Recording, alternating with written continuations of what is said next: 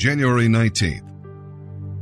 Our reading in the Old Testament today will be from the book of Genesis, chapter 39, verse 1. We'll go through chapter 41, verse 16. We'll see that the key to Joseph's conduct was his godly character, and the basis for that character was his recognition that he belonged to God and served him. The phrase, "The Lord was with Joseph," is often repeated. The Lord is with us as we work, and we should do our work as unto him. He is with us when we are tempted, and will show us the way to escape. We must keep away from temptation. And if it gets too close, we just have to run away. It's better to flee and lose your garment than fail and lose your character. And God is with us as we wait. Joseph spent 2 difficult years working in the prison, but he held on to his faith and did what he could to serve others. The experience helped to put iron into his soul. I love that term, by the way, putting some iron into your soul. Lord, do that for us today in Jesus' name. If the Lord controls us, it makes little difference who commands us. That's worth a rewind. If the Lord controls us, it makes little difference who commands us. The fact that Joseph could interpret the dreams of the baker and the butler indicates that he understood the meanings of his own dream. He knew that one day his 11 brothers would have to bow before him. What an encouragement that was to his faith. Well, with that, let's begin today's reading here in the Old Testament. January 19th, Genesis chapter 39, verse 1, through chapter 41, verse 16. Now when Joseph arrived in Egypt with the Ishmaelite traders, he was purchased by Potiphar, a member of the personal staff of Pharaoh, the king of Egypt. Potiphar was the captain of the palace guard. The Lord was with Joseph and blessed him greatly as he served in the home of his Egyptian master. Potiphar noticed this and realized that the Lord was with Joseph, giving him success in everything he did. So Joseph naturally became quite a favorite with him. Potiphar soon put Joseph in charge of his entire household and entrusted him with all his business dealings. From the day Joseph was put in charge, the Lord began to bless Potiphar for Joseph's sake. All his household affairs began to run smoothly, and his crops and livestock flourished. So Potiphar gave Joseph complete administrative responsibility over everything he owned. With Joseph there, he didn't have a worry in the world, except to decide what he wanted to eat. Now Joseph was a very handsome and well-built young man, and about this time, Potiphar's wife began to desire him and invited him to sleep with her. But Joseph refused. "Look," he told her, "my master trusts me with everything in his entire household. No one here has more authority than I do. He has held back nothing from me except you because you are his wife. How could I ever do such a wicked thing? It would be a great sin against God." She kept putting pressure on him day after day, but he refused to sleep with her, and he kept out of her way as much as possible. One day, however, no one else was around when he was doing his work inside the house. She came and grabbed him by his shirt, demanding, "Sleep with me." Joseph tore himself away, but as he did, his shirt came off. She was left holding it as he ran from the house. When she saw that she had his shirt and that he had fled, she began screaming. Soon all the men around the place came running. "My husband has brought this Hebrew slave here to insult us," she sobbed. "He tried to rape me, but I screamed. When he heard my loud cries, he ran and left his shirt behind with me." She kept the shirt with her. When her husband came home that night, she told him her story. "That Hebrew slave you've had around here tried to make a fool of me," she said. "I was saved only by my screams. He ran out, leaving his shirt behind." After hearing his wife's story, Potiphar was furious. He took Joseph and threw him into the prison where the king's prisoners were held. But the Lord was with Joseph there too, and he granted Joseph favor with the chief jailer. Before long, the jailer put Joseph in charge of all the other prisoners and over everything that happened in the prison. The chief jailer had no more worries after that because Joseph took care of everything. The Lord was with him, making everything run smoothly and successfully. Sometime later, Pharaoh's chief cupbearer and chief baker offended him. Pharaoh became very angry with these officials, and he put them in the prison where Joseph was, in the palace of Potiphar, the captain of the guard.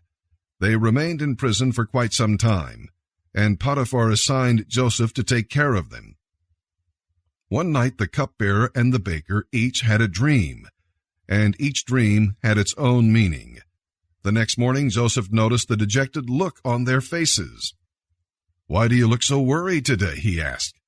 And they replied, "We both had dreams last night, but there is no one here to tell us what they mean." "Interpreting dreams is God's business," Joseph replied. "Tell me what you saw." The cupbearer told his dream first. "In my dream," he said, "I saw a vine in front of me. It had 3 branches that began to bud and blossom, and soon there were clusters of ripe grapes. I was holding Pharaoh's wine cup in my hand, so I took the grapes and squeezed the juice into it. Then I placed the cup in Pharaoh's hand." "I know what the dream means," Joseph said. "The 3 branches mean 3 days. Within 3 days, Pharaoh will take you out of prison and return you to your position as his chief cupbearer. And please have some pity on me when you are back in his favor. Mention me to Pharaoh and ask him to let me out of here. For I was kidnapped from my homeland, the land of the Hebrews, and now I'm here in jail, but I did nothing to deserve it." When the chief baker saw that the first dream had such a good meaning, he told his dream to Joseph too. "In my dream," he said, "there were 3 baskets of pastries on my head. In the top basket were all kinds of bakery goods for Pharaoh, but the birds came and ate them." "I'll tell you what it means," Joseph told him. "The 3 baskets mean 3 days. 3 days from now, Pharaoh will cut off your head and impale your body on a pole. Then birds will come and peck away at your flesh." Pharaoh's birthday came 3 days later, and he gave a banquet for all his officials and household staff. He sent for his chief cupbearer and chief baker, and they were brought to him from the prison. He then restored the chief cupbearer to his former position, but he sentenced the chief baker to be impaled on a pole, just as Joseph had predicted. Pharaoh's cupbearer, however, promptly forgot all about Joseph, never giving him another thought. 2 years later, Pharaoh dreamed that he was standing on the bank of the Nile River.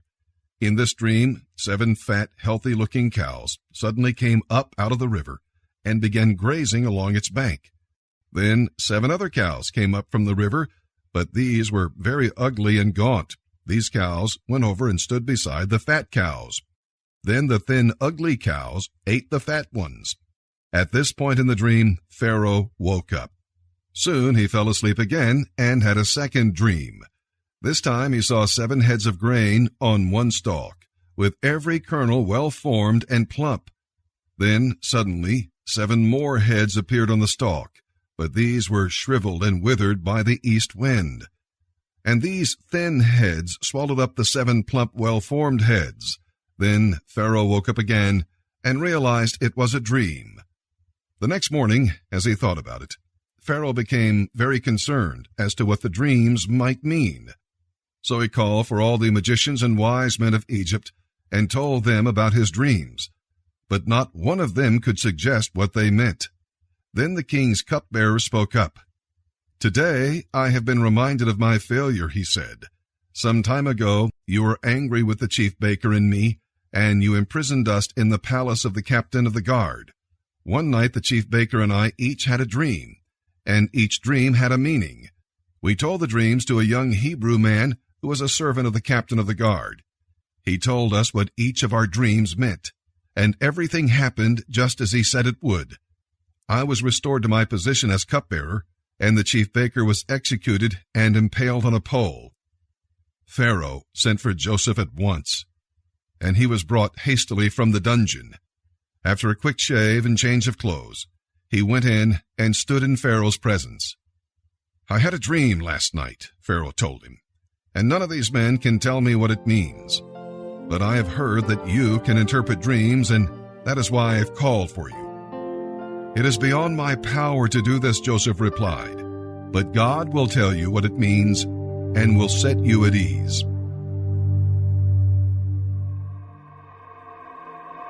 January 19th. And now, as we turn our attention to the reading of the New Testament, our narrative today will be from the book of Matthew, chapter 12, verse 46. And we'll go through chapter 13, verse 23. We'll be reading about neutrality.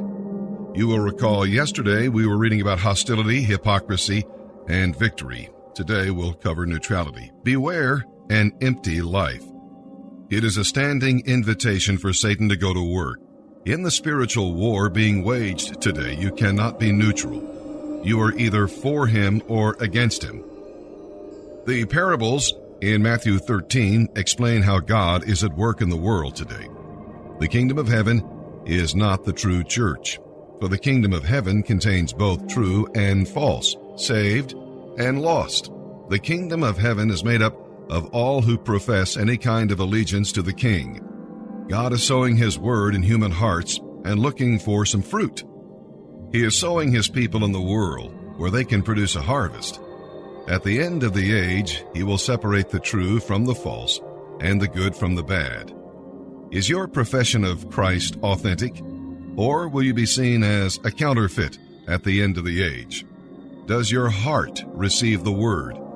The seed has life, and some power, and can produce a harvest of blessing in your life. Do you hear it? Can God plant you where he wants you? Do you believe he can do that? You're a seed containing his divine life, but a seed must be planted to produce some fruit. Do you share with others what he teaches you? Truth must not be hoarded.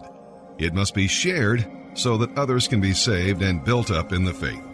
And with that, let's begin our reading today here in the New Testament. January 19th, Matthew chapter 12, verse 46, through chapter 13, verse 23. As Jesus was speaking to the crowd, his mother and brothers were outside, wanting to talk with him. Someone told Jesus, "Your mother and your brothers are outside, and they want to speak to you." Jesus asked, "Who is my mother? Who are my brothers?" Then he pointed to his disciples and said, "These are my mother and brothers. Anyone who does the will of my Father in heaven is my brother and sister and mother." Later that same day, Jesus left the house and went down to the shore, where an immense crowd soon gathered. He got into a boat, where he sat and taught as the people listened on the shore. He told many stories, such as this one. A farmer went out to plant some seed. As he scattered it across his field, some seeds fell on a footpath, and the birds came and ate them. Other seeds fell on shallow soil with underlying rock. The plants sprang up quickly, but they soon wilted beneath the hot sun and died because the roots had no nourishment in the shallow soil. Other seeds fell among thorns that shot up and choked out the tender blades. But some seeds fell on fertile soil and produced a crop that was 30, 60, and even 100 times as much as had been planted. Anyone who is willing to hear should listen and understand. His disciples came and asked him, "Why do you always tell stories when you talk to the people?"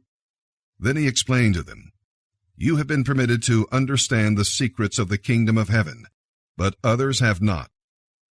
To those who are open to my teaching, more understanding will be given, and they will have an abundance of knowledge. But to those who are not listening, even what they have will be taken away from them. That is why I tell these stories, because people see what I do, but they don't really see. They hear what I say, but they don't really hear, and they don't understand." This fulfills the prophecy of Isaiah, which says, "You will hear my words, but you will not understand. You will see what I do, but you will not perceive its meaning.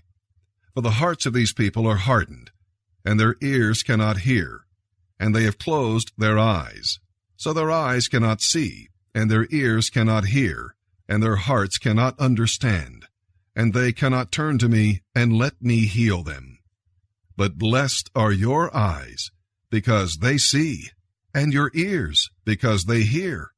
I assure you, many prophets and godly people have longed to see and hear what you have seen and heard, but they could not. Now here is the explanation of the story I told about the farmer sowing grain. The seed that fell on the hard path represents those who hear the good news about the kingdom and don't understand it. Then the evil one comes and snatches the seed away from their hearts. The rocky soil represents those who hear the message and receive it with joy. But like young plants in such soil, their roots don't go very deep.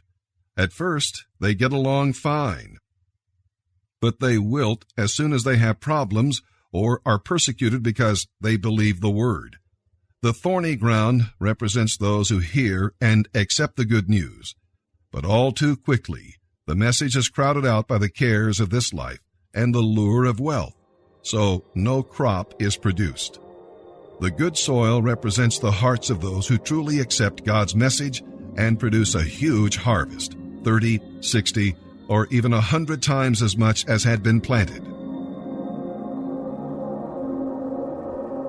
Psalm 17, verses 1 through 5. God is spirit, and therefore does not have a body. Sometimes Scripture uses the parts of the human body to describe God's activities with respect to His people.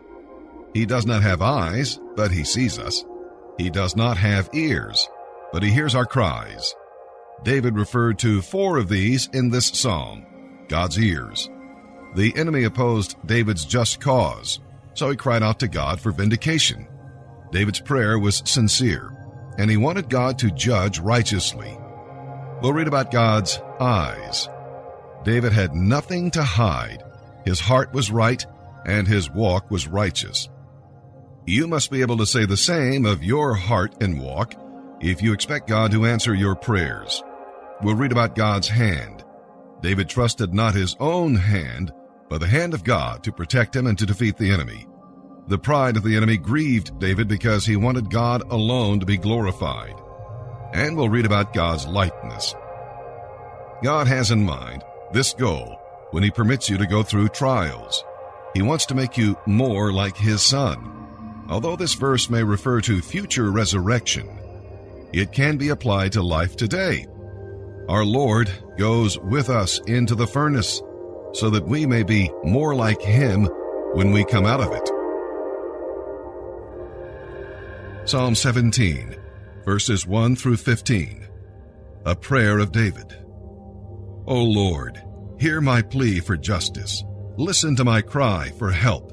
Pay attention to my prayer, for it comes from an honest heart. Declare me innocent, for you know those who do right. You have tested my thoughts and examined my heart in the night. You have scrutinized me and found nothing amiss, for I am determined not to sin in what I say. I have followed your commands, which have kept me from going along with cruel and evil people. My steps have stayed on your path. I have not wavered from following you. I am praying to you because I know you will answer, O God. Bend down and listen as I pray. Show me your unfailing love in wonderful ways. You save with your strength those who seek refuge from their enemies. Guard me as the apple of your eye. Hide me in the shadow of your wings. Protect me from wicked people who attack me, from murderous enemies who surround me. They are without pity. Listen to their boasting. They track me down, surround me, and throw me to the ground. They are like hungry lions, eager to tear me apart, like young lions in hiding, waiting for their chance. Arise, O Lord, stand against them and bring them to their knees. Rescue me from the wicked with your sword. Save me by your mighty hand, O Lord, from those whose only concern is earthly gain. May they have their punishment in full. May their children inherit more of the same, and may the judgment continue to their children's children. But because I have done what is right, I will see you. When I awake, I will be fully satisfied, for I will see you face to face. Proverbs chapter 3, verses 33 through 35. The curse of the Lord is on the house of the wicked, but his blessing is on the home of the upright. The Lord mocks at mockers, but he shows favor to the humble. The wise inherit honor, but fools are put to shame.